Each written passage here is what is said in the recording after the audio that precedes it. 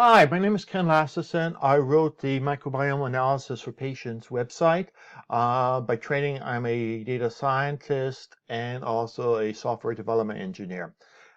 What I'm going to do today is take you through two of the buttons on the samples pages, basically quick suggestions and core supplements needed. Before I go there, let me explain a couple of things about the samples. When you get samples back from Microbiome, generally, there will be anywhere from 500 to 1,500 different bacteria listed. Generally, about 10% of them will be abnormally high or abnormally low. So the question is, how do you change just 10%? 10% means 150 bacteria. And different things causes different bacteria to go better or worse, which means you are now dealing with a Excel spreadsheet with 150 rows, and across the top you have all the things you can modify, which I think we currently have about 3,000. So you have a very big spreadsheet which you have to find the right mixture of it.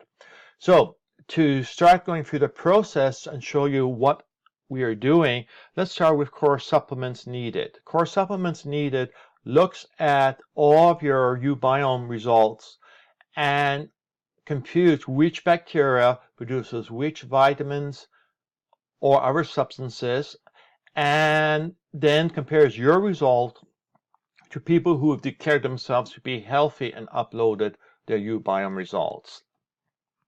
So what we now see is, we see in this case, we see GABA is very low. It's barely 20%. We see other things like butyrate is 80%, so it's 20% off. So you may want to ask, how do we get these magic numbers? Well, the easiest way is to click butyrate, and it will take us over to the DataPunk site, which gives us information about what butyrate is. But more importantly, it lists all the bacteria which produces butyrate. So we look at your sample, we find out which ones you have, and we count out how many individual bacteria in your sample is each one of those. Suppose we have a total of 800. But we go over and look at the people who say they are healthy, they have 1,000. 800 divided by 1,000 is 80%. So that is how we end up getting to 79.8%, comparing your total with people who say they are healthy. Straightforward, but as you can see, we have to look up a lot of individual different bacteria, how much you have of each one.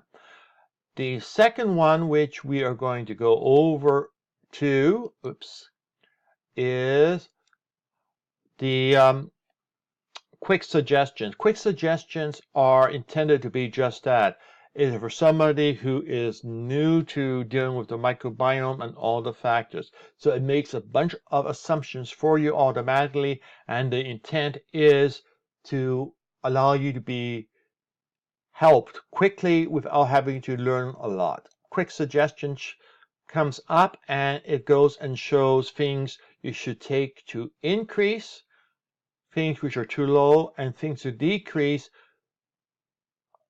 to do the same thing. We're trying to both increase stuff and decrease stuff.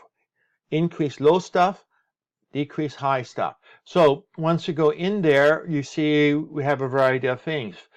For example, aspirin is the very first thing suggested to take. So why would we want to be taking aspirin? Very easy to answer the question. Just click on that and you will see what aspirin modifies.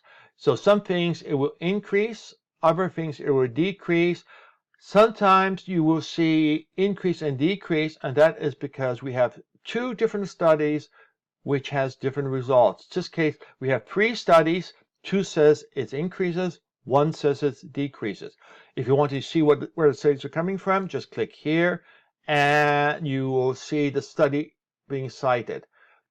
If you want to see what the second study is, there we have the list of citations where that is coming from. So the result is we have contradictory information, And what we do is very simple. 5 studies says it's good, 2 studies says it's bad. The net of that is free versus free positive. So we take free positive as being the value of taking aspirin to deal with this problem. Again, it's not perfect, but it's using the best information which we have. So we now go and for each one you're too high or too low, we'll go through all of the material and figure out what in the world we should be doing and produce this as a list. The higher the value means the more of all the shifts you have is going to impact positively. So that's it. Very straightforward. Gives you information on how to do it. When we go to the advanced one, you get to do all sorts of adjustments so that your symptoms are taken into account. If you have any official diagnosis, they are taken into account, which ends up emphasizing certain bacteria more than other one. This one, we're not sure. We just saying any bacteria shift is bad, and we're trying to address all of it. We're not focused on the bacteria which are specific for certain conditions, which we have already discovered on the site. That's it. So looking forward to another broadcast soon. Whoops.